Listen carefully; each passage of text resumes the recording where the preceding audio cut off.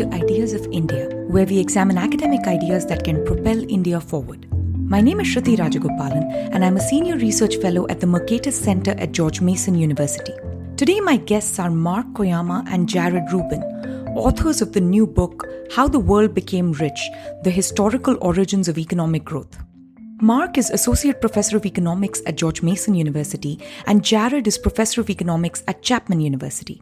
We talked about why the Industrial Revolution began in 18th century Britain and failed to take off in other places. Why some countries caught up in different centuries while others never caught up. How colonialism impoverished India. The credibility revolution in transforming economic history, and much more. For a full transcript of this conversation, including helpful links of all the references mentioned, click the link in the show notes or visit discoursemagazine.com.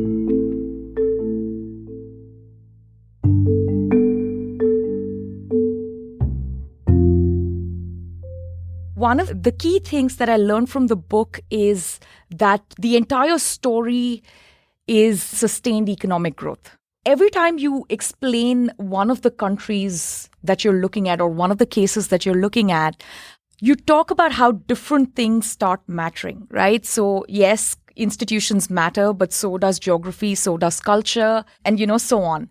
And you guys are also doing this sort of cross-country, cross-century comparison, right? So I appreciate that there can't be a single answer at the end of the book where you just write one sentence and say, this is the reason we've answered the question.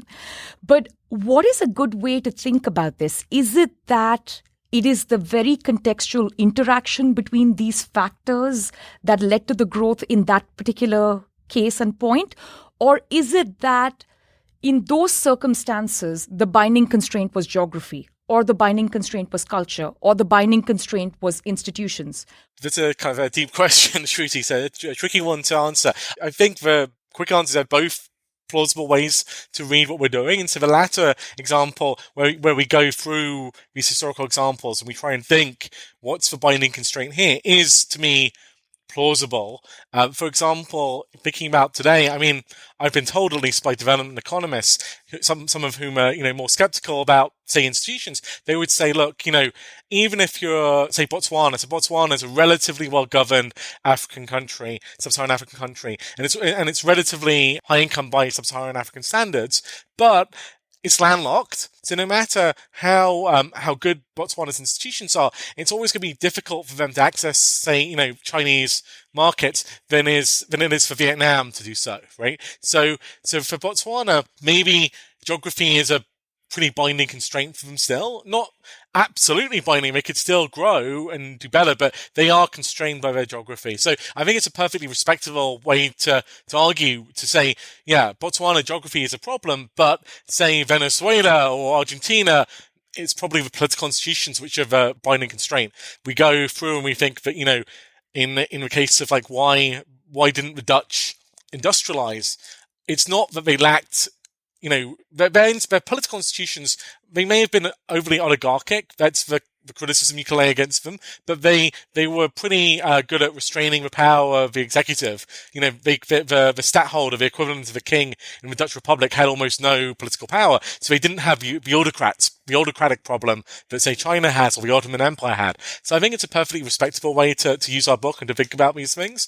Now, the first way of reading it was a bit different. That's also a valid way to read the book, because we definitely think that institutions interact with culture.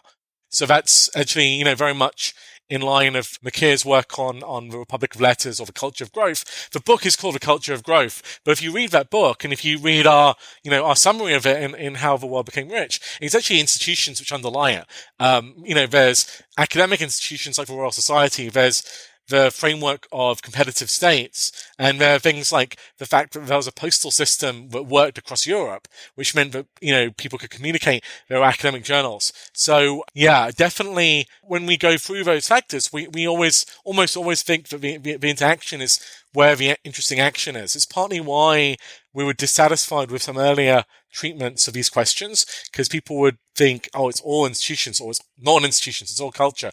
Whereas clearly it has to be how these things come together. And that's where a lot of the action is in terms of academic research and particularly the intersection of culture and institutions.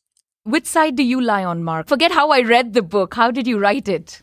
Both Jared can go in here as well. Both me and Jared, I think, would describe ourselves as, broadly speaking, in this long tradition of people who think of institutions as being very important.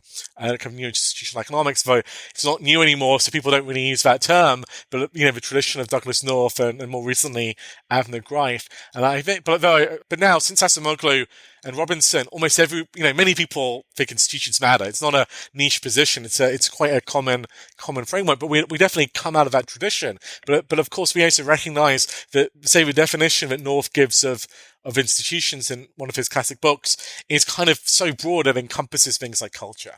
So the action is refining those definitions. So North talks about institutions as rules of a game. Rules of a game then encompass both the formal institutions like the laws, but also the social norms which govern how the laws are implemented and interpreted. And the kitchen sink. It's everything. Yeah. So of course, so we have to unpick that now. But I think that's a useful. Yeah, you begin there, and then you go fine-grained. And I think when you have a specific application, then you can really unpick how these two things are separate out, because there could be some context where the formal institutions don't change very much, but something is still changing. Classic example is actually the Industrial Revolution, England, where the last formal kind of change in the constitution was the Glorious Revolution, which was a century before the Industrial Revolution. So this is people have always said, look, you have a Glorious Revolution and it's 100 years before the Industrial Revolution, so the two things can't be connected. Well, they can be connected, but it's going to be a more complicated and rich and indirect set of connections than just this one thing happened, then you got secure property rights, then you got growth.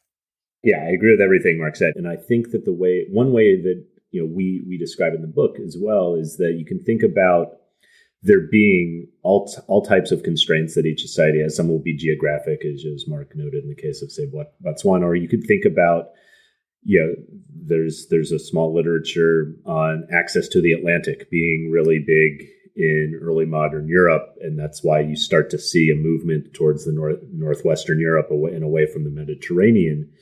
But that's also where I think we then think of these interaction effects, whether it be institutions and culture, institutions and geography, in this case, as being able to overcome these features. So, in the case of Botswana, I think this is kind of going to be an interesting case for the next, couple decades, for instance, is how do you overcome this?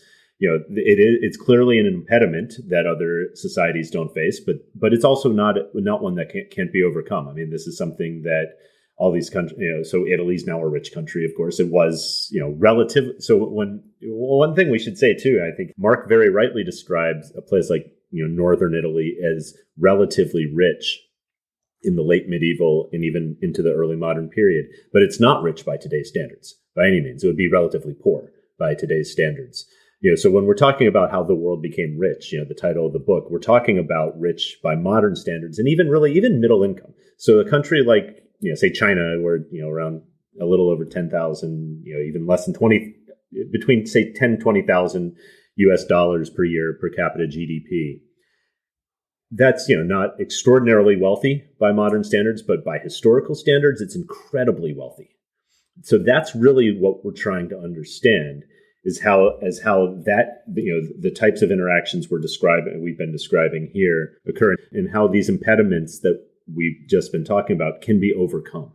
Even in the case of England, in the 17th century, and then Britain in the 18th century, we describe how while certain parts of the country weren't connected, it became connected over time via turnpikes and canals and things like this. These are things that require government investment. They're not things that just happen out of the blue. They require a certain set of, say, institutions in particular that facilitate this. And then that's the type of thing, as Mark was just describing, there's this 100-year lag or so between, say, the major changes with the English Constitution and then the onset of industrialization. Well, that's the type of thing that's happening over time as incentives occur. And then you get all these preconditions meeting together in one place at one time, not just institutional by any means, that then spur on this growth that the world has not really turned back on.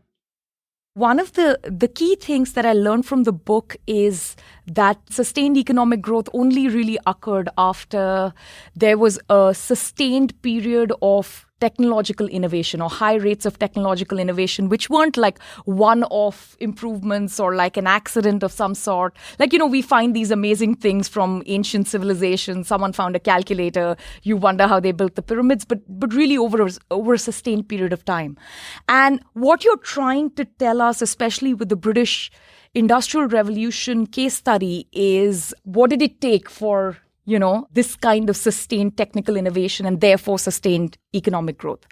One of the things that I sort of latched onto as I was reading the book is any kind of technological innovation over a long period of time, it requires sort of a lot of experimentation and a kind of global testing laboratory.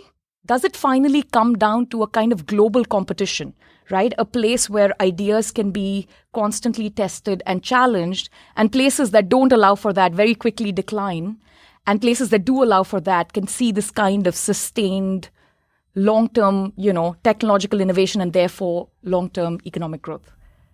So yeah, it's a great question, Shruti. And the case study of England is unique because England is part of Northwestern Europe, it's part of Europe. And I think what your question gets at is this literature of this discussion of a scientific revolution, and then the subsequent kind of flowering of intellectual ideas and kind of discussion and debate, particularly the work of John McKeer in his book, A Culture of Growth, really brings this to the fore. So one small country on its own, no matter how good its institutions are, you won't necessarily get that density of innovators or scientists. So you need some connectivity, you need some critical mass of people, and we need to be a critical mass of people sufficiently well-fed and affluent that they can have the spare time to be thinking about ideas, experimenting and improving. So I think that is relevant. A very small place wouldn't have that. We know there are famous examples of technological regression. The most famous is Tasmania off the coast of Australia, where they basically lost all technology because they were isolated. Another example actually is the Canary Islands, where people lost the ability to make metal. So yes, scale matters. And I think that the European story, it's the combination of a competitive state system. So not one state, but many states, but a shared European-wide culture and kind of discourse. It's not sufficient, probably. It was England which industrialized. The Netherlands didn't seem to be on a course to industrialize, but it seems to be probably necessary for the type of breakthrough we're talking about. Yeah, so I mean, I think that your question also gets at something that Moikir had talked about 30 or some odd years ago in his kind of classic book, The Lever of Riches, that you have diminishing returns to these, what he calls macro innovations, these big innovations that happen. You mentioned old clocks or calculators, things like that. And we can improve upon those things. And that's what he calls micro innovations. And that's kind of the important thing, is improving upon those things to make them more cost effective, make them more useful for society. But eventually you need new innovations as well. And it's this kind of combination of things that, you have described, where, you obviously need a sufficient number of people and a sufficient number of innovators, but there also have to be incentives for them to innovate. There have to be limits to how much, they can be expropriated. There has to be, as Mark mentioned and as Moikir mentioned, some kind of even cultural aspects that encourage this. And I think, this is certainly one of many places where Mark and I agree that this is necessary, this type of competition that happens, but clearly not sufficient, because that in and of itself doesn't explain why and where the takeoff begins, and the type of innovation and the increased rate of innovation that occurs in Britain in the late 18th and 19th centuries and then spreads to much of Western Europe, the US, and a few other parts of the world. It's clearly an important part of the story, but it can't be the whole thing. But it does explain why it stops happening, right? So when you think about, say, the decline of Florence or the decline of Venice, there's a lot of protectionism, and which eventually leads to a particular kind of rent seeking, and rent seeking can translate into various other downstream consequences. But it's the protectionism part which stops these kinds of civilizations or city-states or countries from innovating. So even if it can't explain the takeoff, can it explain the decline? We view a number of things as kind of happening to coalesce at this time. in Britain in the late 18th century and 19th century. And, some of it is very Britain specific. So it's not like it just could have happened anywhere. But each one of these things, while not sufficient in of themselves, probably was necessary for the takeoff to happen in Britain the way it happened. And yes, so in the counter to this, as you describe here, is that states that didn't have some of these features, that can be the reason why they didn't take off. So I think highly related to this competition argument is not just autocracy, where you might have a monopoly on political power, but really it's the lack of constraint on what autocrats can do. And so, for instance, I think I would view this as one reason why China didn't take off, say, in the 11th century or so, the 10th century under the Song Dynasty, where this was a very innovative period in Chinese history. Almost all innovation was flowing east to west at this point, but at some point this slowed down, and the rate of innovation never came close to allowing the type of takeoff that we eventually see. So, this would be an example of one feature. It's a really important feature that wasn't present, that had it been present, we can think of a counterfactual world where maybe some type of industrial takeoff happens in China 7-8 centuries prior to when it happened in Britain. I think Florence is a really interesting example. Renaissance Italy was very rich by pre-modern standards, pre-industrial standards. England doesn't really overtake it clearly until sometime in the 18th century, at least obviously. So they were rich. And obviously if you go to Florence, the spectacular architecture and art. There were geniuses around. So I think the leading explanation for why it doesn't work is one you point to, doesn't become self-sustaining, is the increased rent-seeking. It does become more autocratic under the Medici, but it's actually difficult to separate out the causal impact of that as opposed to some other things. So there were other factors around. McKeer argues, for example, that there weren't sufficiently skilled mechanics in terms of making machines such to implement the types of ideas they had. So Leonardo da Vinci had these amazing ideas, but they couldn't be implemented. Even though they were great architects and artisans and artists, they weren't machine makers. So that might have been another precondition for technological innovation. And, for me, I think South Korea is another example of this. It's clearly a place until even the 1980s that doesn't have this kind of democratic, liberal sort of political regime, right? But on the other hand, they expose themselves to global competition, right? They need to be, all their exports are constantly being tested globally. And it's the export competitiveness which is driving that growth story. So somehow, it's enough to even overcome the lack of good political, liberal Western institutions, right? That's part of the story. So when in the last part of the book where we talk about the spread of economic growth, from the leaders from America and Britain to other parts of the world, including Asia, the South Korean story is that, because exactly as you say, the people who are kind of skeptics of the institutional arguments that we push will say South Korea was originally an autocracy. It had a lot of state involvement in many of its industries, and so it wasn't even obvious to development economists that it would grow so fast. In the 1960s, growth economists were quite pessimistic about it. But the key common factor between it and other success stories in that period was export orientatedness and openness along that dimension. And the leading South Korean firms did exactly what you said. They competed in these international markets, and they improved as learning by doing. It's a process of moving up the value chain.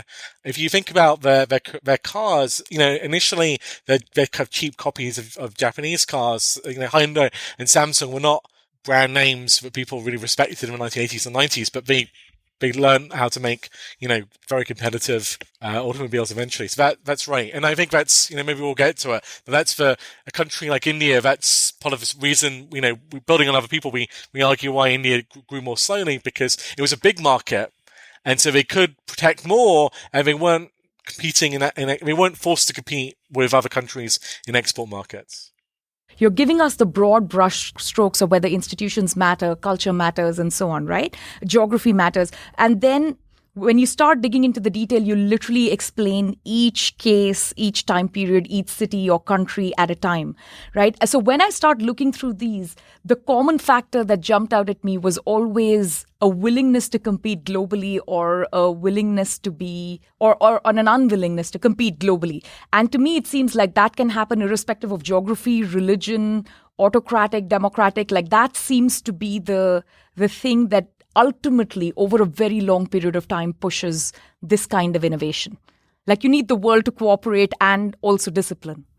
Yeah, so one thing we do emphasize is that there was a big difference between the first takeoff that happened in Britain and then catch-up takeoff that happened in more or less any other part of the world that has since come close to catching up, or has even become middle income today. And one of the things, as you rightly note here, that we do note, especially say with like the East Asian tigers, you mentioned South Korea, you could say this similar, Hong Kong, Singapore, is that globalization, that being willing to enter into these worldwide markets is one of the quickest ways to catch up, because the one of the key things that we emphasize, and many others have emphasized as well, is that you don't need to reinvent the wheel once the wheel has been invented.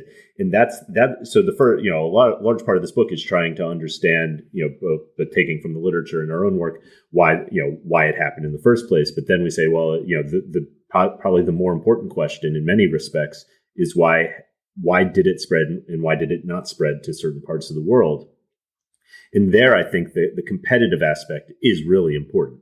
If you're, as Mark and you have been mentioning here, to the extent that you have protectionism, you don't get the fruits of what the cutting edge, the leading technological innovators have. And that's really, we can talk about all types of ways that countries can grow. One of them is just pure trade. Because you get gains from specialization, things like this. But in the end, it's not just trade; it's access to new technologies. And eventually, in South Korea is a great point here, is that eventually you get a country that has its own technological base that becomes a leader that within the lifespan of even ourselves was not, or was just starting. So that's one aspect where openness to trade can be important. Now, in the case of Britain itself, it was arguably a little less important. Now, clearly, Britain had a global empire by the time of takeoff. That was important. We're not denying that by any means. But Britain also had large internal markets. And this is one thing that we distinguish between, say, England or Britain at the time and the Dutch Republic. The Dutch Republic was much smaller, as something you mentioned before, even though it was richer at the time. And it had a lot of those prerequisites that we end up viewing as important. But one thing it didn't have, among a few, that England did have, was that large internal market to satisfy. Yeah. So at some point, it seems like the market test has to be fulfilled, right? For us to know if a technology works or not, like not just the scientific test, but whether whatever is the new idea can actually translate into some kind of commercial purpose and so on. I want to ask you a few questions about India, but typically the economic history literature always comes down to colonialisms. India seems to have been rich a long, long time ago, and then there seems to be a period of decline even before the East India Company came in, and then you see colonialism, and now the rise in the last 30 years post-liberalization, right? So can you just give us the longer arc of India? Well, I will begin just with the late medieval, early modern period. So it's something like 1526, something like that, when Mughal Empire is established in northern India. So at this point, as far as I'm aware, India is one of the leading manufacturers of textiles. So I think particularly cotton textiles, to some degree. Silk was more China, but India was a leading producer of cotton textiles. And so India had been a long-standing, developed, densely populated civilization. A lot of, particularly mathematical innovations came from India and went to the Middle East. And so at this point, India is definitely a big share of the world economy. So total GDP, if we were measuring it, would be high. And it's definitely a leader in textile manufacturing. But in terms of its per capita GDP, it's not necessarily especially rich. That's largely because it's these economies are Malthusian. So I think sometimes in these discussions, with the discussion we'll get to, like with respect to like the impact of like colonialism or or the impact of the West on the rest of the world, they're often in terms of like total amount of GDP. So China and India were large shares of world GDP before 1800, and they shrink dramatically as the West industrializes and they fall behind. And so sometimes that's portrayed as, look, the West rose and it devastated the rest of the world. But it's totally misleading in the sense that China and India were huge because they had huge populations. Per capita, they were not especially rich, but they were definitely highly sophisticated market economies.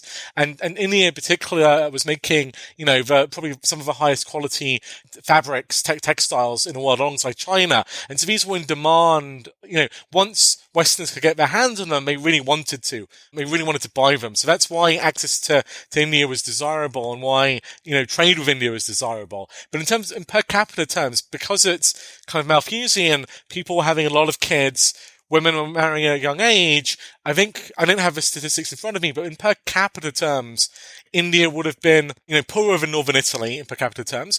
India and England may have been comparable in 1600.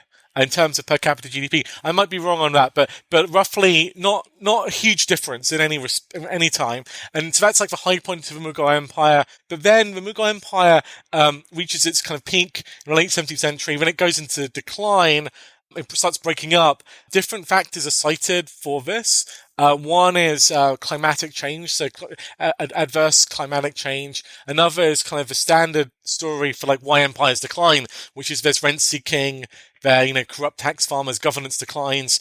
Empires have those features, and so by the first part of the 18th century, the Indian per capita GDP estimate suggests it's fallen already. So it's already way down on its high point. And the Mughal Empire is politically relatively impotent. You get like invasions from Afghanistan and from Persia.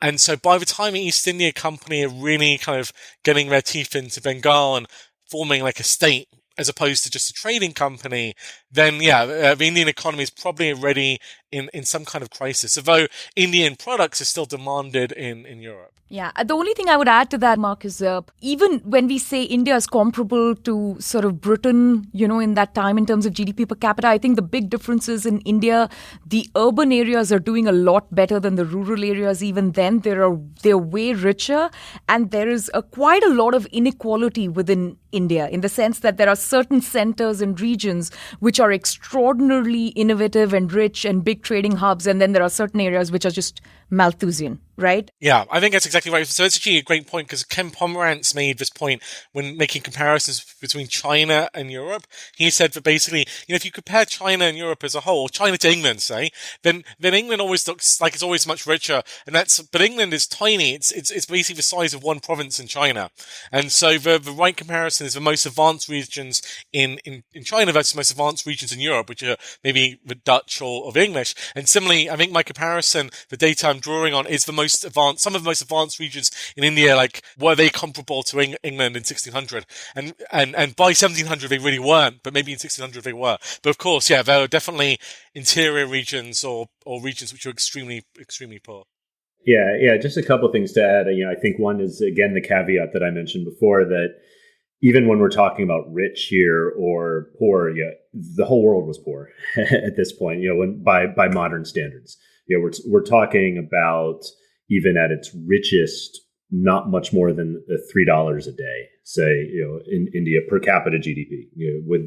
Obviously there were many that made more than that. There was certainly inequality all around the world. I think the other thing that's important is that the logic of the Malthusian model suggests that, and there's no reason to believe that this is wrong in the case of, say, India or China in this period, that these places with large population, like northern India and the valleys of China, large population was just indicative of some degree of success, some degree of innovativeness, whether it be technologically or trade or these types of things. But again, the logic of the Malthusian model is that this eventually gets swamped out by just population growth, and that's why we think of population growth as being indicative of some degree of overall progress for the society in a pre-modern context. It just never really translates until you get that massive wave of innovation into really sustained increases in per capita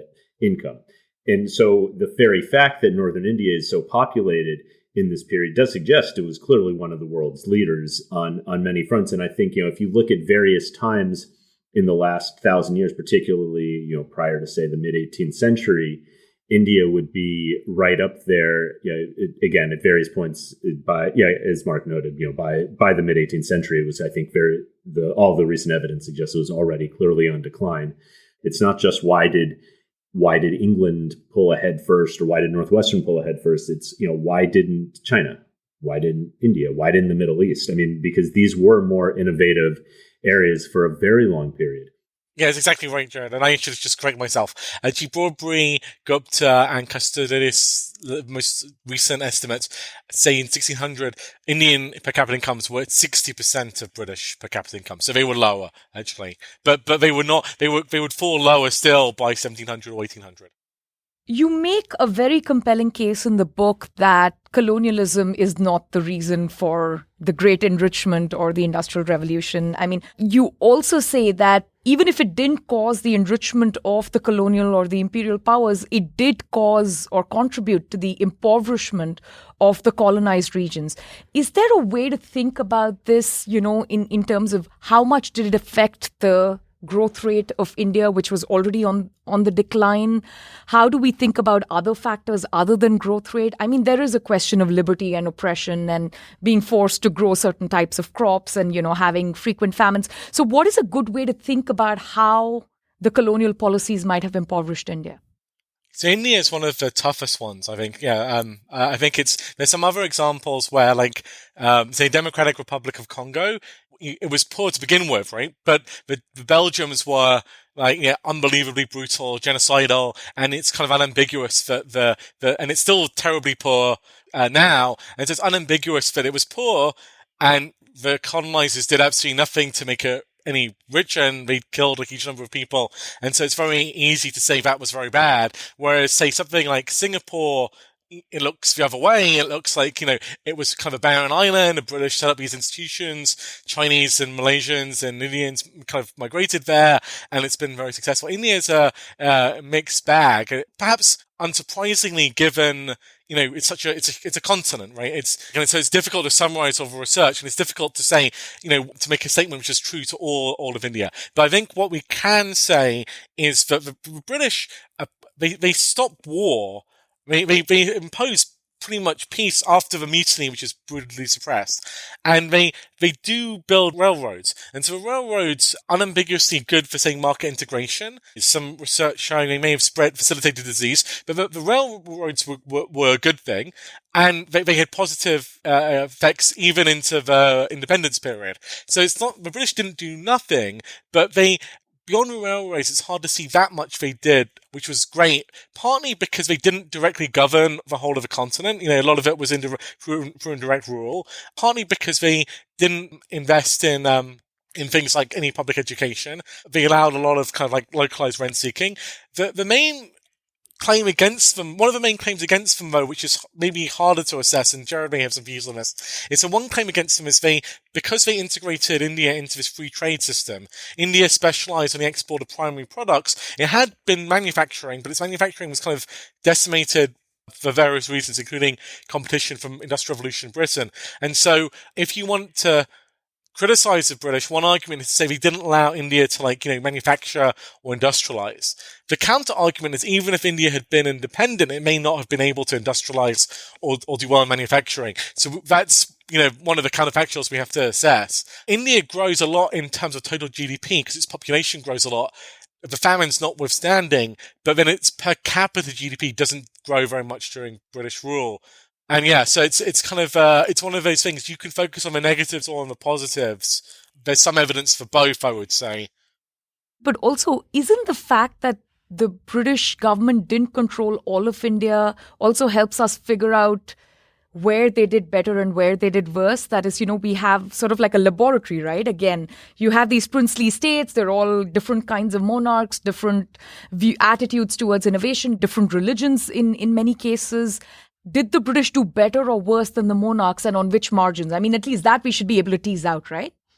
Yeah, no, this is, I mean, this laboratory has been used by a few, including actually myself, with Radhika Chaudhary and Lakshmi Iyer's has some work using these differences. And even there, the bag is mixed a bit. So, yeah, for one, it matters what type of princely state you're talking about.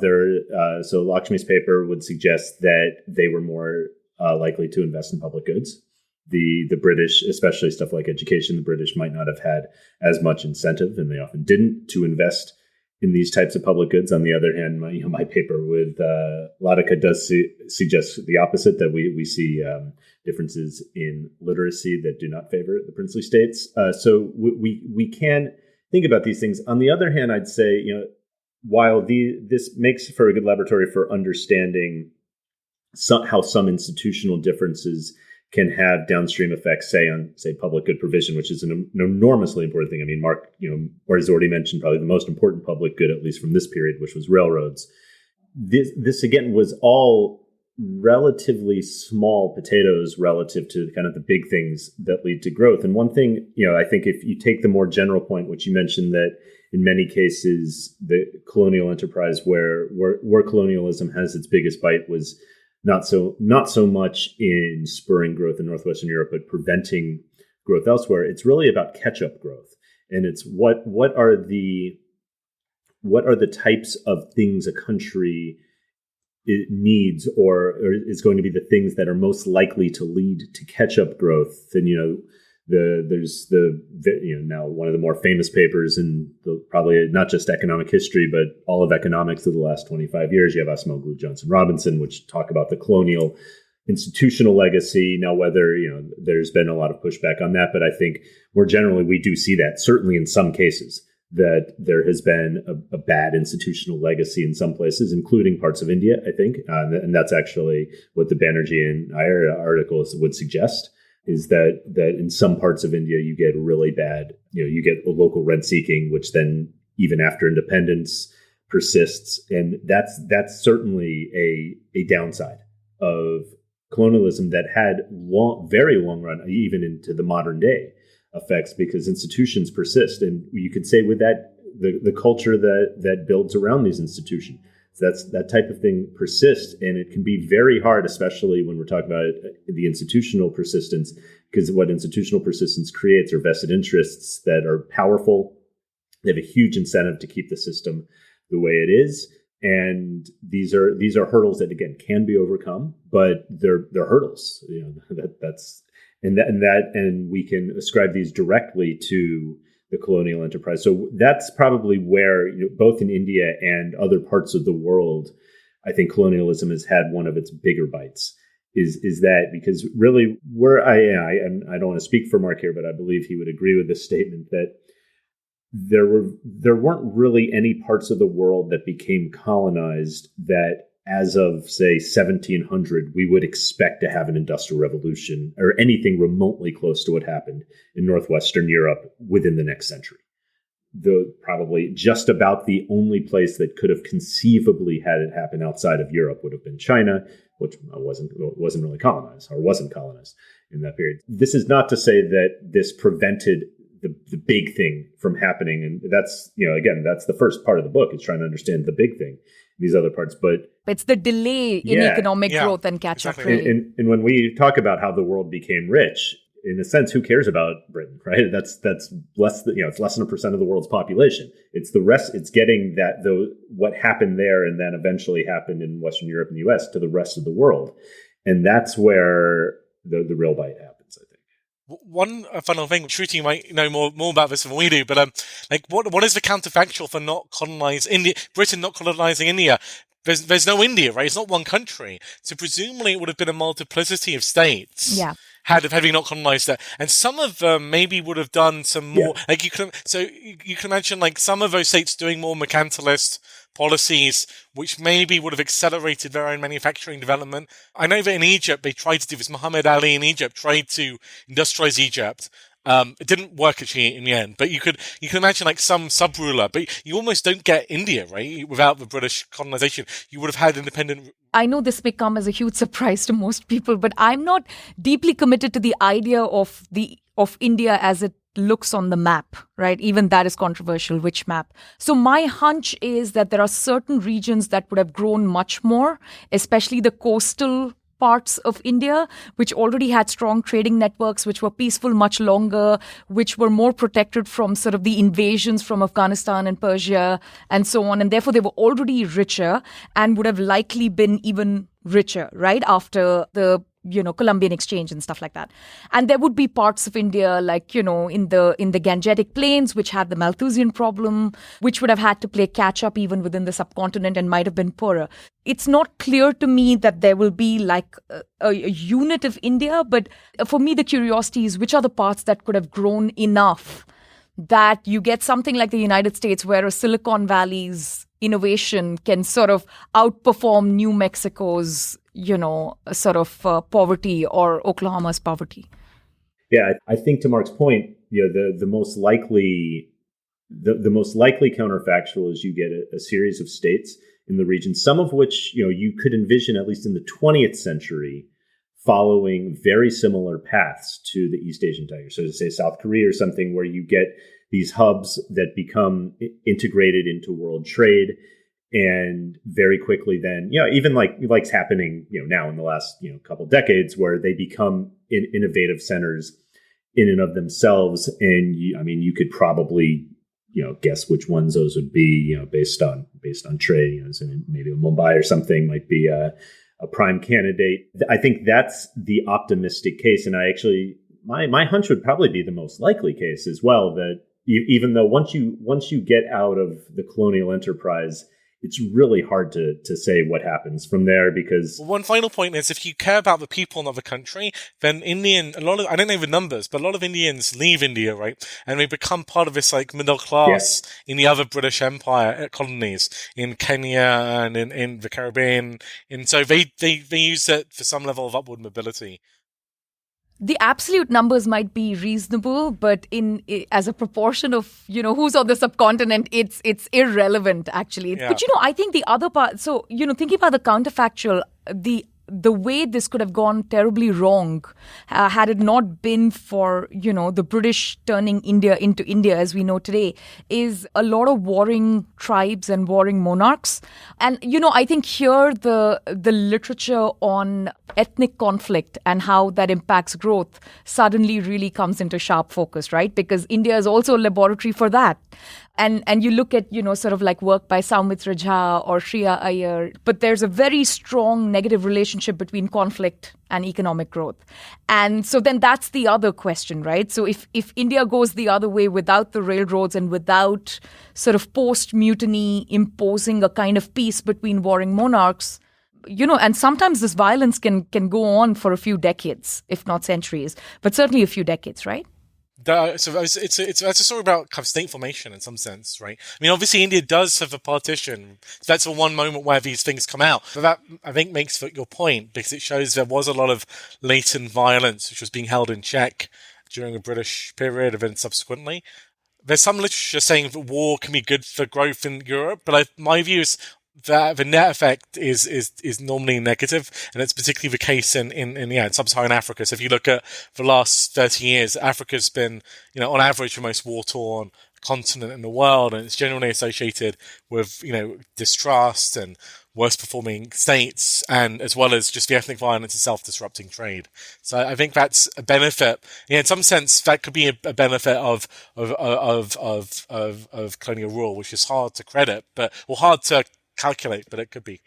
You're very clear on how colonialism and imperialism was not the reason for kickstarting this kind of, this period of sustained economic growth, right? In fact, a lot of the imperial sort of enterprise came after the Industrial Revolution had already taken root, at least in Britain. But there are two factors to imperial rule, and I'm wondering how relevant they were for Britain's growth. One is the diffusion of ideas, right? Like, how much did British imperialism help with the diffusion of ideas? And the second is enlarging their own markets, right? And this is not just, a place to sell your goods, kind of enlarging your markets. But again, the larger the size of market, the, greater the division of labor and specialization. And that seems to be one path to innovation, right? To kind of spur the second, third, fourth trigger for sustained technological innovation. So how can one think about imperialism from that lens? So there's an argument where people will say that imperialism was important because it was an event for markets, in some sense, that Britain benefited from having colonies in India because it could impose free trade in India. The Indians are kind of passive consumers. They go buy all these exports. So that accelerates industrialization in Britain.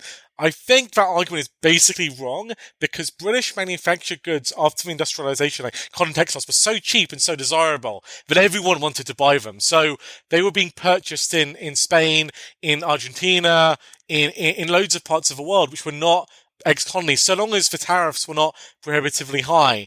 So I think that the benefit Britain gets from the Industrial Revolution in terms of mechanization and then lower prices means that even if it didn't have as big a colonial empire, it still would have been able to export, unless everywhere had imposed very high tariffs, and they weren't really able to do so. So America, the US, does have a tariff, and that is quite successful at encouraging hot housing, basically American textiles in New England, because they can kind of keep out a lot of the British imports and develop their own industrialization. But other parts of the world wouldn't have been able to do that. So I think even had the British not had as big an empire, they still would have had that market size. So it's not as big a factor as one might think. Yeah, but I think, and to build on that, you also asked about the spread of ideas. I think that, this is one place where, say in the US, this was really important, because you get fairly obvious big difference between the US colonies and what would eventually become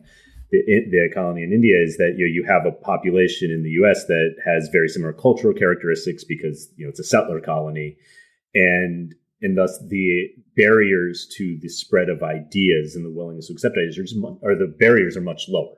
And this is something when we talk about kind of cultural diffusion, that this is a part of it. It's not the only thing. When we think about why places like the U.S., Canada, eventually Australia, New Zealand, they always, these are always mentioned as the other places they call the offshoots. It's because it's not just Europe. It's essentially British. Some of the more successful British colonies. It's there's cultural elements here that do matter for the spread of ideas, and obviously during the 19th century, the U.S. becomes one of the world leaders, not just economically, but also it's beginning of the great technological revolution that begins happening in the U.S. as well, and I think that we should be thinking about that as well, I guess on net a positive effect of colonization, obviously for the settlers, not for the people that were here prior to the settling of North America. Yeah, I think we really, in the internet age, we really underestimate how hard and costly it was for new ideas to spread.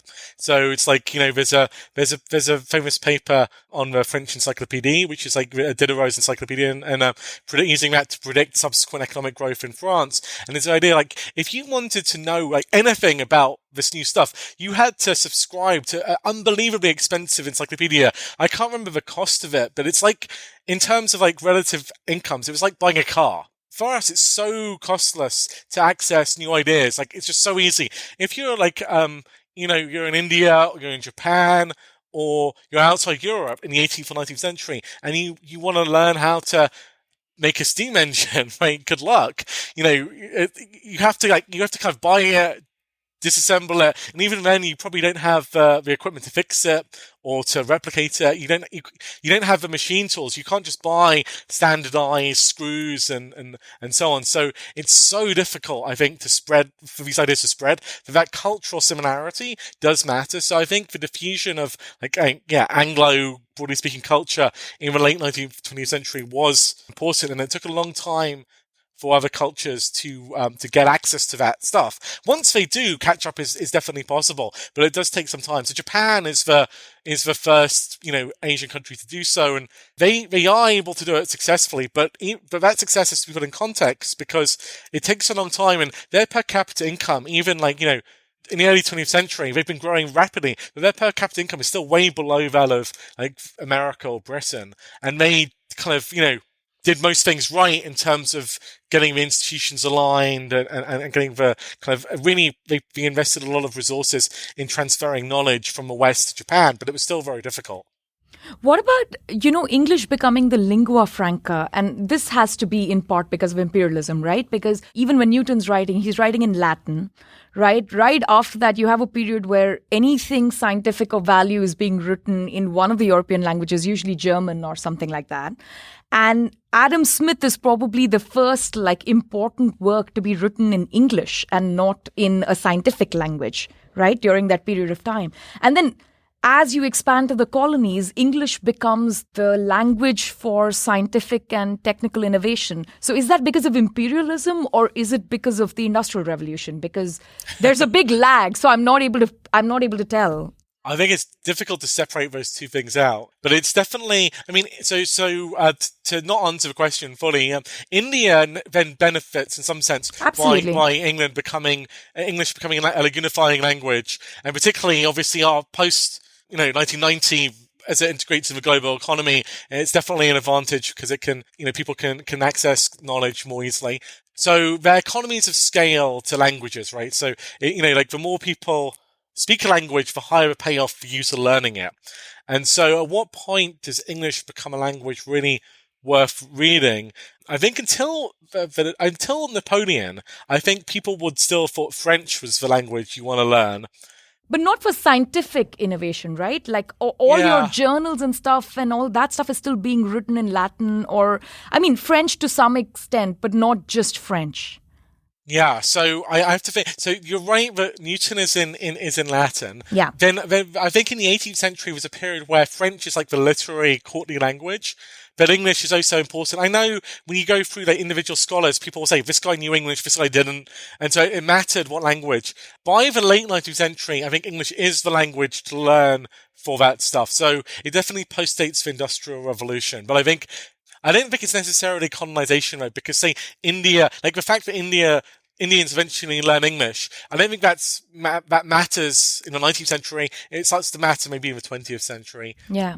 Yeah, I think of this more as a 20th century thing because even the Germans who were among the leaders of the Second Industrial Revolution would largely write German for quite some time, and they were clearly on the cutting edge, at least in the late 19th century. It's probably a U.S. thing. It's a U.S. thing, is my hunch. Yeah. Yeah, it's population. It's also the 20th century being more or less the U.S. century.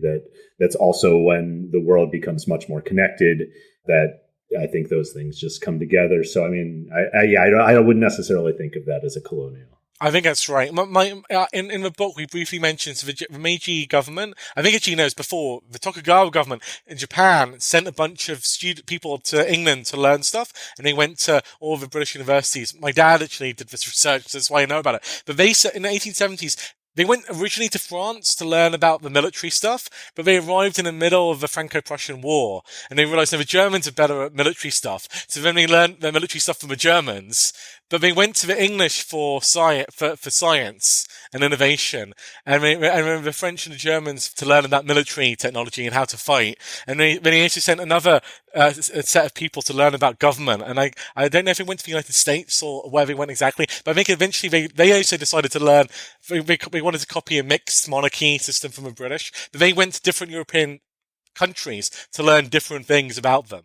Why doesn't Ireland develop more economically I mean, you both are also scholars of the economics of religion. And so I thought that you might be able to have a different view on it and not just on the British Industrial Revolution. So what's going on with Ireland?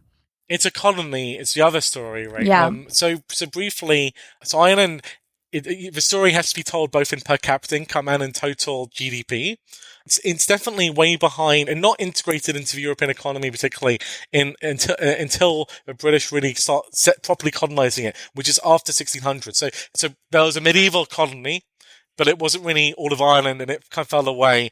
And then there's a Reformation. A Reformation drives a split. So this is the religion bit. So the population remained Catholic. Catholicism becomes identified with like Irish nationalism. And then the settlers, particularly from Scotland, are all Protestants. You get this divided country, subject to a lot of warfare, a lot of conflict in the 17th century. And it's very poor by 1700 relative to England. What happens when it's integrated into England? Well, it's a colony, so a lot of the smartest or most ambitious Irish people actually would go to England. Jonathan Swift is an Irish writer. Edmund Burke was of Irish descent. So a lot of Irish people coming to Britain and making it there, and Ireland remains rural and no manufacturing. It has to have free trade with England, so that might be part of it. But its population is really growing in this period. So it's a bit like, it's like India. It's still obeying these Malthusian logic where as its agriculture develops, because it's integrated with Britain, its population grows, but not per capita income necessarily. And then there's the disaster and tragedy of the Irish famine, the potato famine, which occurs because they monocrop a particular strand of potato, and then that gets subject to disease, and so then the population collapses, and many people migrate to the Americas, and then Ireland now is a bit of a backwater, even within the British Empire, so it just stays agrarian and relatively poor until it becomes independent, and then really only until the 80s when it opens up to global trade. It never develops manufacturing. So I think the role culture may play or may not play is that literacy remains fairly low there, and there's this link between Protestantism and literacy. And so when literacy starts to matter more for economic development, Ireland has low literacy relative to any other part of the British Isles. So it's poor relative to, say, Scotland or relative to Wales, which also, less developed parts of the British Isles. Yeah, no, to Mark's point, I mean, I agree with everything. I think this is much more of an institutional story than it is a religion story. That's not to say, and both Mark and I have written extensively on this, that religion does not matter for economic development. Certainly, the role that religion plays in politics can matter a lot. But this is also a case when Ireland is falling behind, there is, as Mark said, it's more or less a colony. There's not much autonomous political decision that's being made, and this is, I think, gets back to our broader point that there's no silver bullet when we start thinking about what leads to growth or what doesn't, and we have to think about each context a little differently. Clearly, there are cultural differences both between Ireland and, say, Britain, but also obviously within Ireland, and particularly Northern Ireland and the rest of the country, that do matter, and they do matter for the way we think about growth as well. But Ireland is definitely going to be a case that we can't just kind of lump it in, I think, with the Catholic countries more generally, particularly for that reason.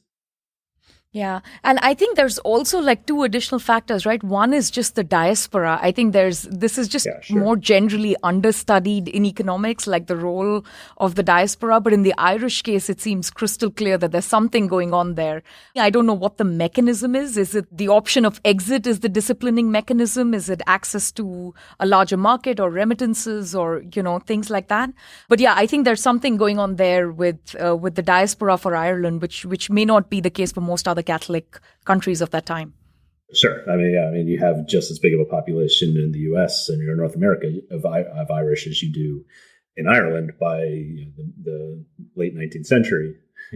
So, I mean, that clearly, and that's a selected set of the population as well. So, yeah, I mean, I think that again, clearly is something that's not unique to the story. There are a couple other countries that do have, like some of the Scandinavian countries have massive diasporas that come to the U.S. and more or less have just as many people there as in the home country. But yeah, I think if you compare it to, say, Spain, for instance, or Italy, even though Italy obviously has a pretty big diaspora to the U.S. as well, but it's typically from, it's also a very selected group of Italians that come. So again, we just have to think about each differently. Each is going to have its own push and pull factors that lead to different types of immigration that are going to matter both for the receiving but also the sending countries.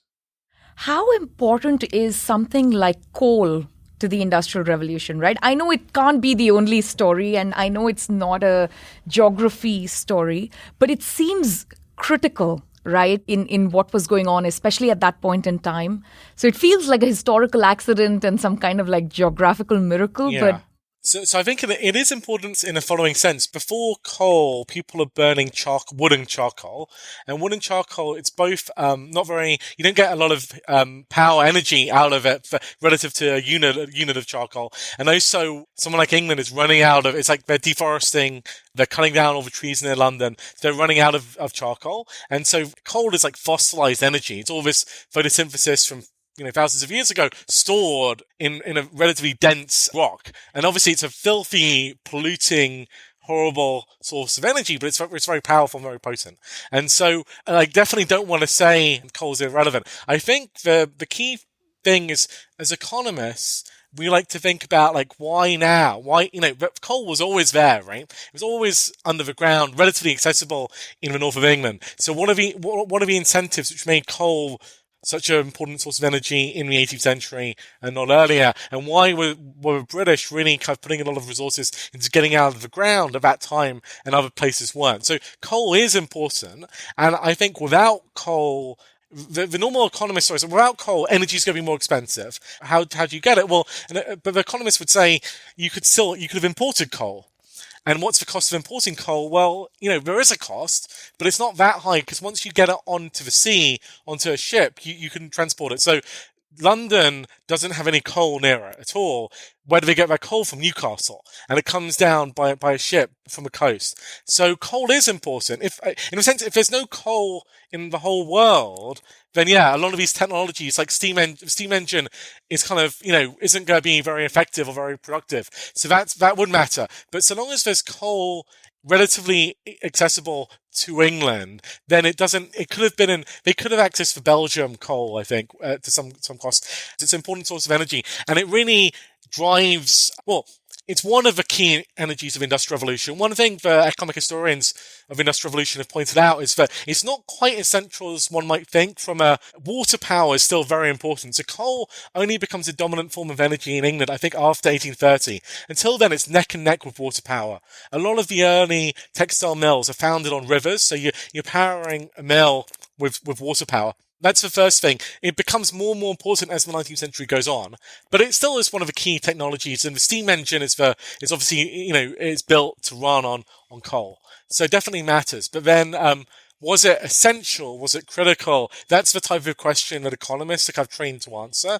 And they tend to say probably not, which is not to say it wasn't beneficial. So McKeer kind of makes a strong case for it, not being critical. But there is a recent paper by Kevin O'Rourke and a co-author which argues that places with coal did grow faster. But that's, the two things are compatible, I think. They could both be true. Well, they're compatible except when we're thinking of what's the binding constraint, right? So the first part of your story in the book is really not just about like individual spurts of technological innovation, but sustained periods of technological innovation. So the question would be, is coal a binding constraint to sustain it past the first 50, 60, 70 years? And if energy costs are very expensive, would it have fizzled out? That's the way I would have asked the question. Well, I think, to Mark's point, we have to think about what's the relevant counterfactual. Now, there's two. Now, one that, you could say, well, a world without coal means a very different and possibly, I think, arguably no industrial revolution, certainly not even close to the way it ended up proceeding. The more realistic one might be, let's just say, Northern England didn't have much coal, but it was elsewhere. Then, it matters where the coal is. If the coal is in France, maybe the English don't get coal because maybe the French put massive restrictions on the export of coal because it can be viewed as both, a source of enrichment for its main rival as well as military power. But where the coal was, there's large parts of the Ruhr Valley, for instance, which were under various rule, including so mainly Prussian rule by that point, that you could say, well, at that point, what is the cost of exporting that coal to England? Clearly, there is a cost, right? So I think on that case, it just matters how big that cost is, and that's where it's the work of O'Rourke, and then previous that might suggest that it could have been a binding constraint. It's a very, very hard counterfactual to think through, though, because really what's needed is just access to coal. My reading of this literature, which I agree with, is that it was certainly helped that it was in England, but it was not necessary that England had it. When I was studying this in more detail as an undergraduate, doing economic history, I remember reading some quite obscure stuff about French water technologies. And so I think I'm right in saying the French don't have easy access to coal. There's coal in Belgium, and I think it might be there's definitely coal, obviously, in the Ruhr Valley. I have a feeling the French don't have that much coal. Yeah. So the French, I think, were doing a lot of innovative stuff with water power. And so the other part of the counterfactual is we know that all the technology we developed on the assumption that there's coal, right? That we can make the steam engine and we can run it on coal. So we're going to optimize along those grounds, right? But we don't know what we would have optimized along in the absence of coal. And there's some avenues for improving the water technology. The main problem about water power isn't that it's not powerful, it's that it's locationally constrained. So you've got to build where the water is. And that imposes its own set of constraints. Yeah, freezing over and things like that of rivers.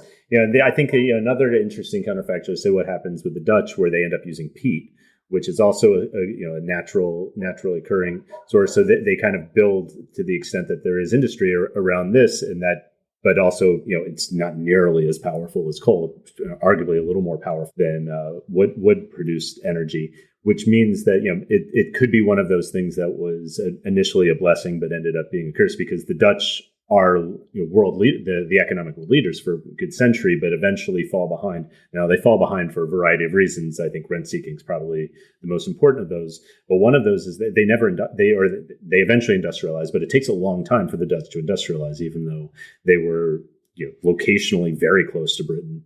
They were integrated into markets and all of these other things. But, so you could then say, well, maybe lack of access to coal, or you imagine a world where there's a ton of easy access to coal, the area, of the Dutch Republic, maybe it would have been different. So again, this is something I don't think anyone's really done, because it's also, we don't really want to go too far down counterfactuals for certain types of academic research, I think. But I do think when it also won't get published. How do you show causality on something like this? Yeah. So there are many reasons it's not done.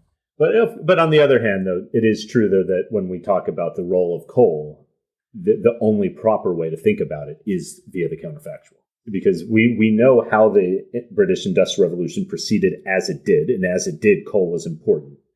But that's not to say that coal was necessary, or certainly not sufficient, for our industrialization. Joel Mokyr, you've already mentioned, incredibly important figure.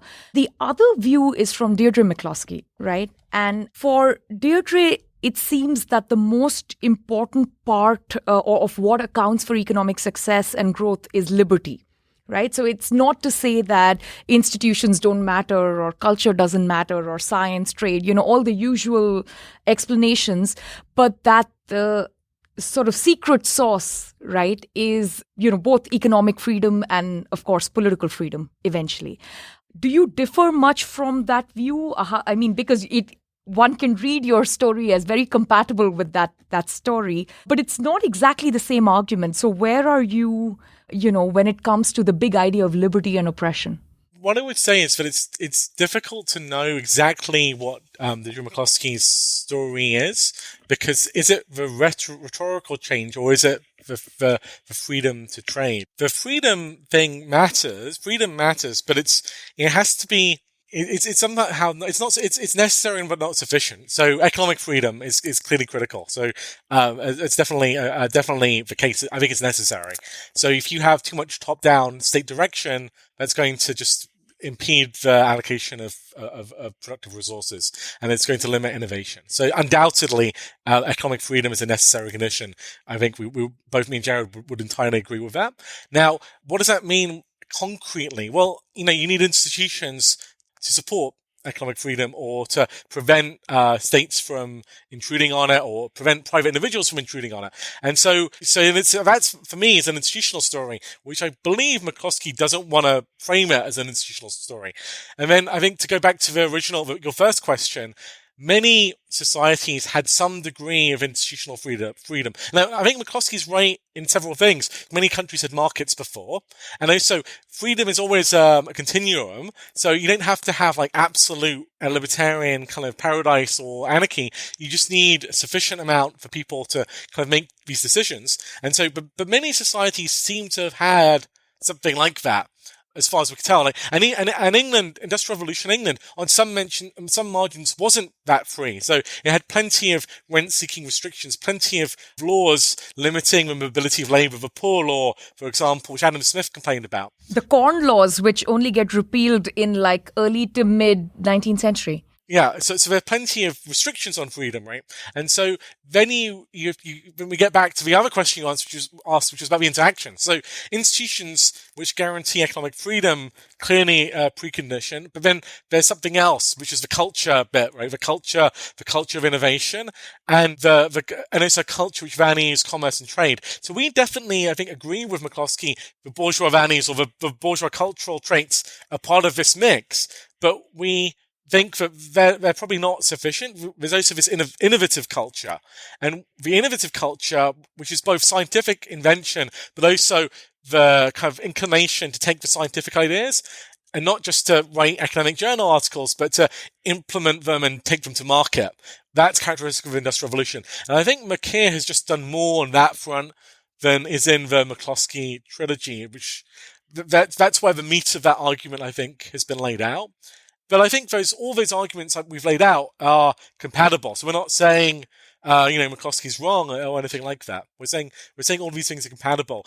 Where do you think she's wrong, if anywhere?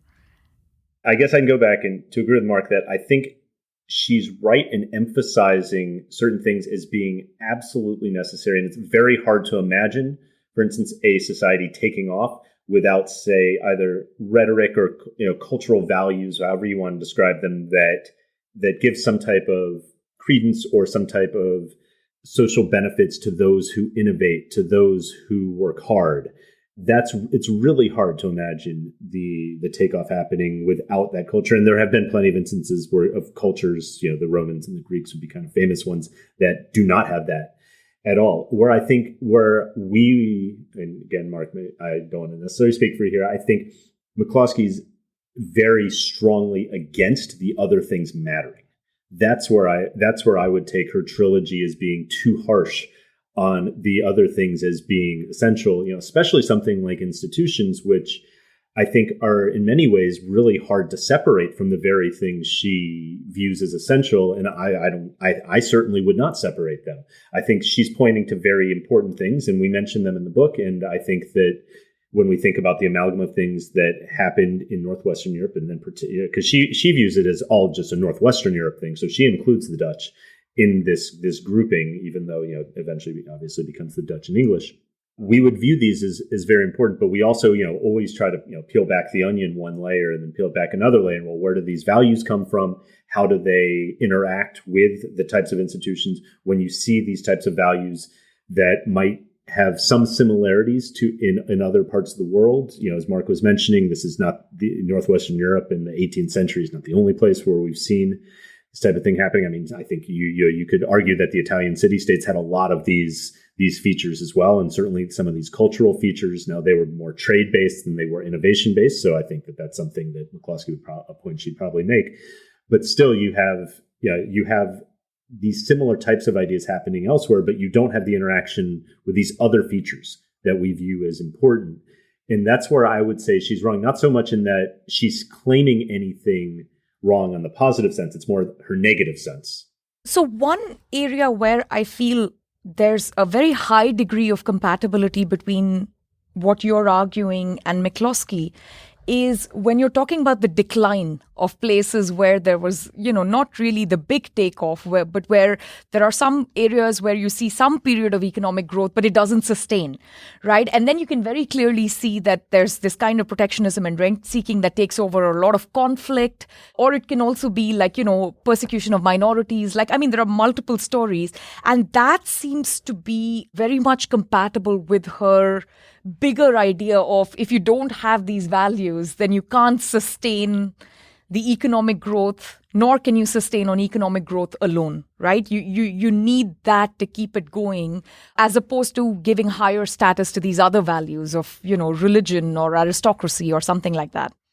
I think that's right. The only criticism I would add is that the British, they have a bourgeois virtues in some dimensions, but all the bad stuff they also have. So they also have valorizing of aristocracy. They have the empire. So, if you're a young person in 19th century Britain, you could join a manufacturing firm and be an innovator, or you could go to India and be like, a district collector. Yeah.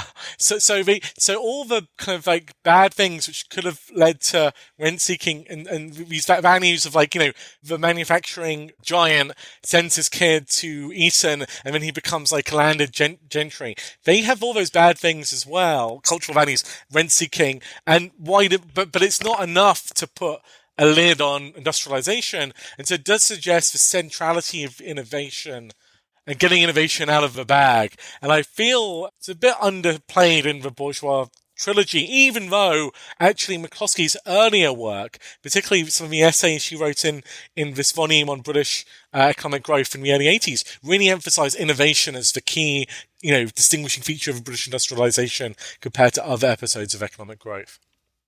One of the things that, and this may also have something to do with the distinction between sort of the McCloskey-esque narrative and what I read in economic history papers.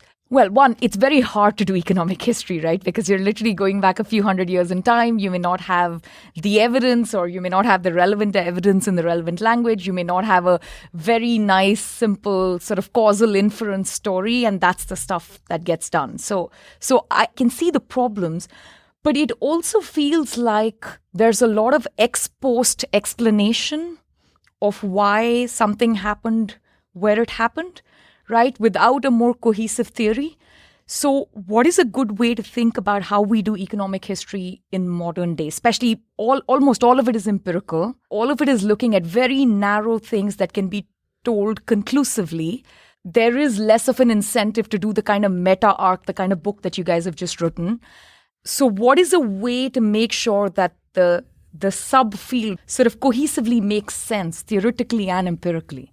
I'd like to think that to some extent, the type of book we've written here and some of the type of work that, frankly, it's probably more of a generation of older scholars, older than us, are doing is complementary to what you might think of, or what they'll call the causal revolution, or the credibility revolution that has certainly not just infiltrated economics, but also economic history, where, so economic history is this great laboratory where you get natural experiments and then you can leverage, you can get causation from those, or you can find instruments in history. I've written a couple of papers like this myself. Now, I think that each individual paper, I think you're absolutely right in that along these lines, most of them are not answering really big questions. Some of them do try to get at some aspects of this. I mean, I would by no means paint this as a whole brush, because I think there's actually some very, very good and important work that's been done using these techniques that have been able to answer questions that we've had a difficult time answering either historically or contemporarily. But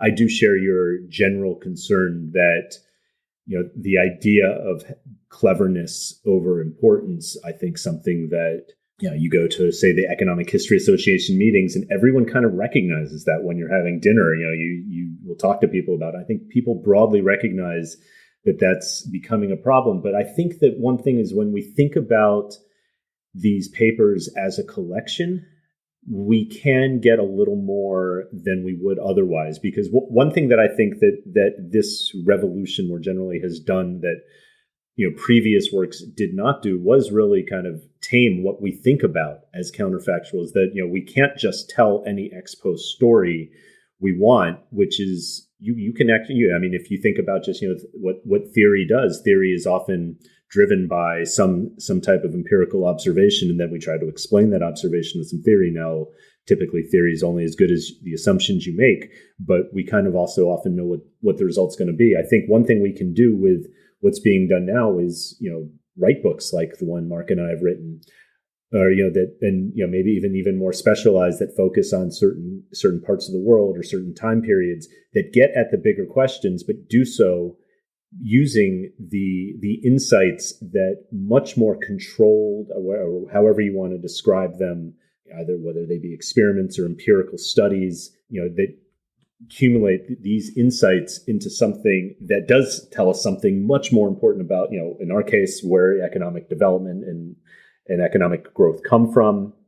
It can be things like, some type of stuff you mentioned before, the role of ethnic violence or things like this. There's been a ton of studies on this, each one of which often is very context specific, but we can also then scale up and say, all right, well, what do we think about, how should we think about ethnic violence in terms of its economic impacts, and why does it, even in the case, Mark mentioned before, there's this large literature, really dating to Tilley and before, that says, well, actually warfare was good for European growth. Well, how does that cohere with what we think about, 20th century sub-Saharan Africa or things like this, and I think it's only by combining these studies and that's how we get the general theories. So I'd like to think that in the best case, over the next decade or two, that you get this, you start seeing a bit more of a combination of these things where, some works really do try to bring insights together. Now, I think one downside to this, as you hinted at, is that there's publication bias. And in terms of, economists in general aren't really incentivized to write books. And it's very hard, unless you're writing maybe a piece for the Journal of Economic Literature, to publish a piece that kind of brings together insights in a top journal. That would be where I think the biggest hurdle might be to seeing this, some of the bigger questions being addressed. I think a great way to do this is more regular Journal of Economic Literature articles, which are soliciting top people to synthesize the literature. I think would be fantastic, because if it was not the Journal of Economic Literature, if it was like a new journal, you couldn't get top people to spend the time. It's very time consuming to write a good survey article. So you can't get people to write it if it's just a no-name journal, or not to do a good job. So it needs to have some prestige behind it. But I think we do need a little bit more synthesis, because right now the professional, you get more in terms of tenure, promotion, or chance to move jobs if you publish a top 5 journal. That's worth way more than writing a book, unfortunately, no matter how well received a book is, which is a little bit off. And the other thing I would say, which is a little bit, I think, not great in econ right now, is we tend to think the real research is in the articles and the books are kind of for lay people. So if you think about, as Smuggled Robinson's book, Why Nations Fail is a great book, but it's an airport book. And my students love it.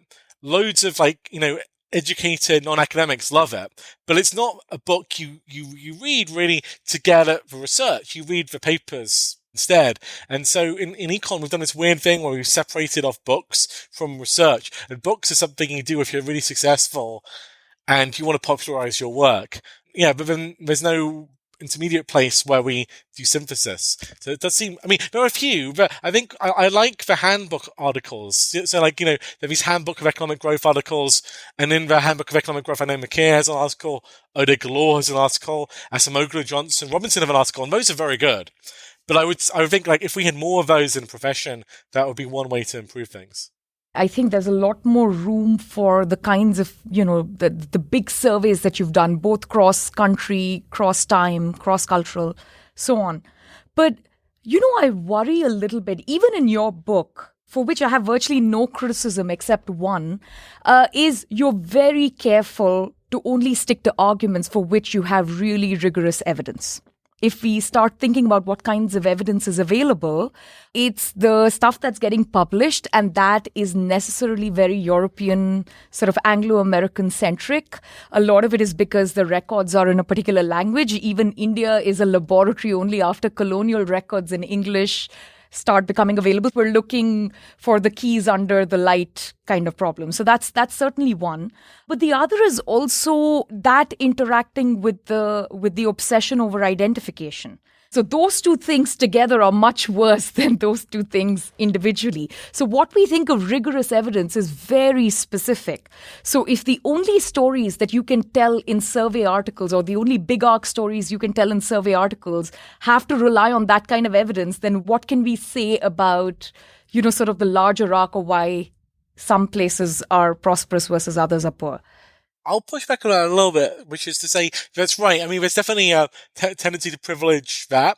I would say that economists really want to privilege causal evidence, and so like papers with identification strategies. That is true. I think economic historians are a little bit more eclectic than that, whereas in economic history, we'll privilege evidence which is to some degree quantifiable. So if you think about like the Allen papers or the work of Allen and Broadbury, or I'll say as a counterexample, which is McKeer, but Allen, Broadbury, that type of work, their work, they're not obsessed with like IVs or natural experiments, but what they are obsessed about are getting numbers. So it's true that this literature only became like active literature after Ken Pomerantz really wrote this book in 2000, the Great Divergence book.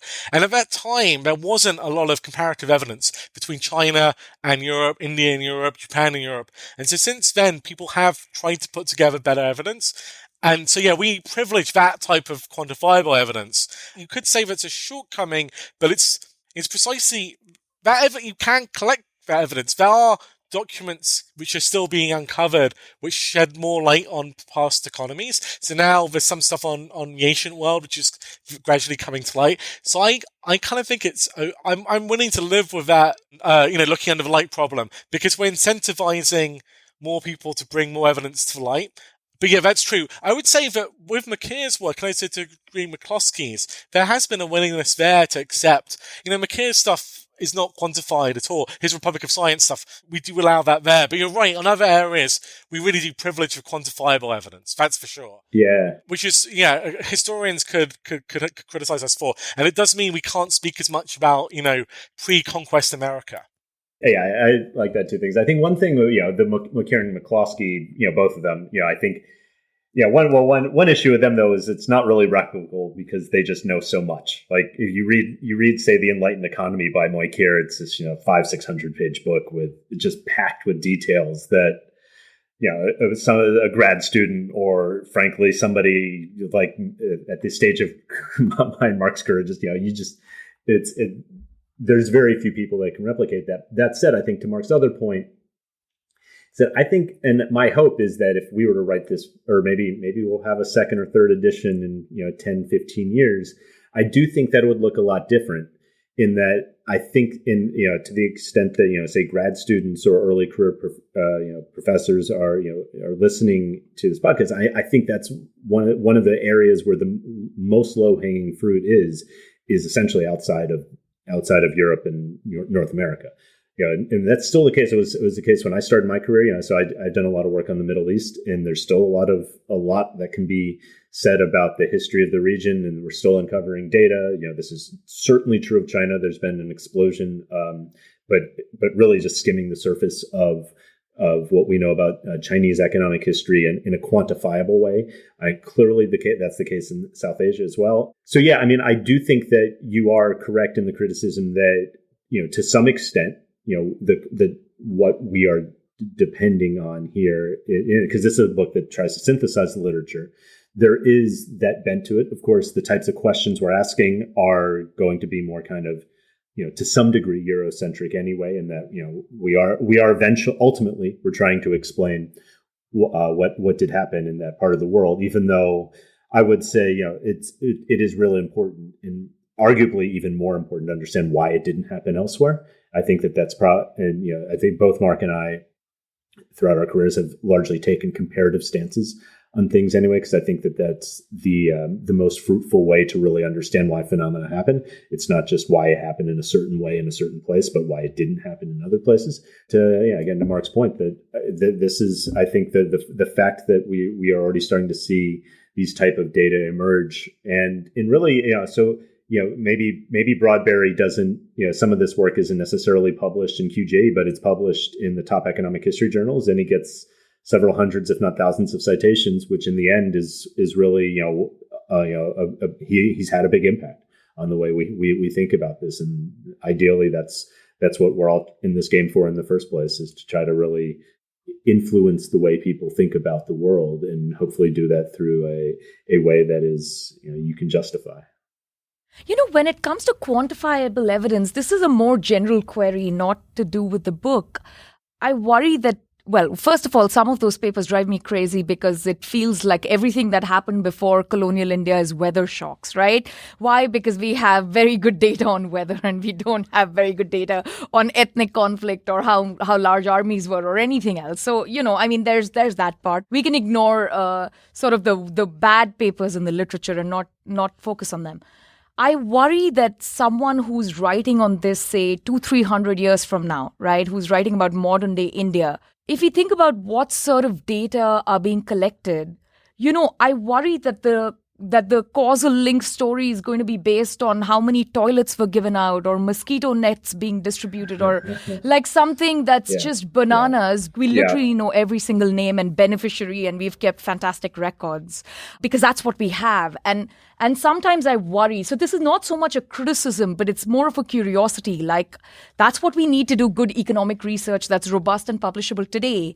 But when we go back 300 years, we really don't know what were the other records. Did they maintain them? Was there a reason that this record survived versus not? And do you worry about stuff like that and what that does to your work?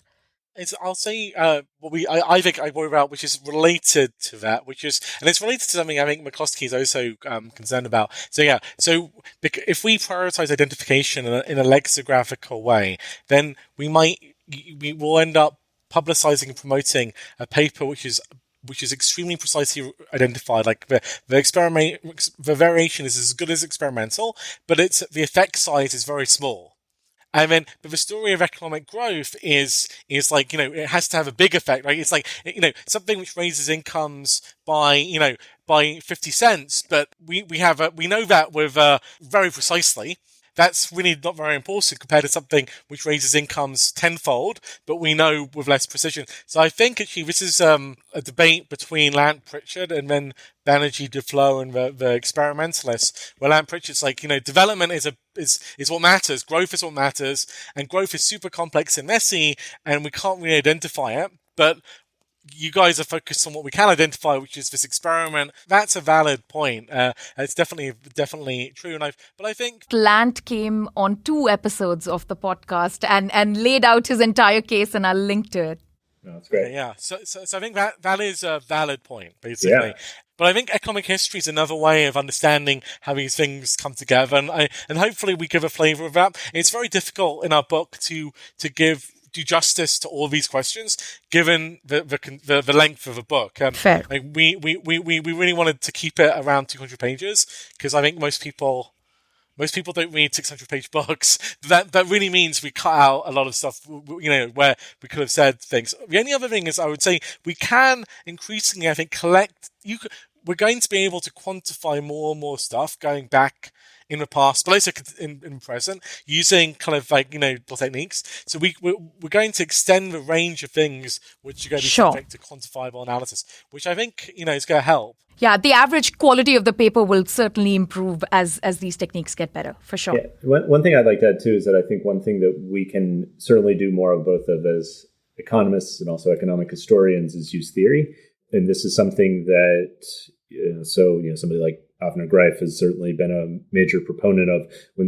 And what theory does that, and it certainly can, and it often should complement rigorous empirical work, but it does allow us to answer questions that aren't necessarily easily identifiable, because it gives us a basis for not just thinking about why things happened or why certain agents were incentivized or people were incentivized to act in a certain way, but it also, good theory gives us testable predictions that are falsifiable. And this is something that I think, there's still plenty of work that does this. And this is certainly, we cite a lot of it in this book and use it because, there are many, many really important questions that you cannot answer based on rigorously tested, 100% identified types of empirical analyses. Not to say, though, that this is just something that's going to happen, though, where we see this blossoming of theory, because right now incentives are not hugely in favor, if we're thinking about narrow kind of incentives to publish in top journals, of using theory on economic history. But this is also, again, something where, pendulums always swing one way and the other within not just economics, but field, all types of higher education fields, that I suspect this is something that, especially for some of these big questions, we'll see more and more of. And frankly, even the work of Acemoglu Robinson, this is, whether it's explicit or implicit, they certainly are promoting theory as a way of thinking through big picture types of questions. Thank you so much for doing this. This was such a pleasure. Thank you. This was great. Yeah, thanks so much, Shruti. Ideas of India is produced by the Mercatus Center at George Mason University. If you enjoy this podcast, please subscribe on Apple Podcasts, Spotify, or your favorite podcast app. Help us grow by giving us a rating and leaving a review. Follow us on Twitter at @SRajagopalan and at Ideas of India. Also check out our initiative commemorating 30 years of India's market reforms at the 1991project.com.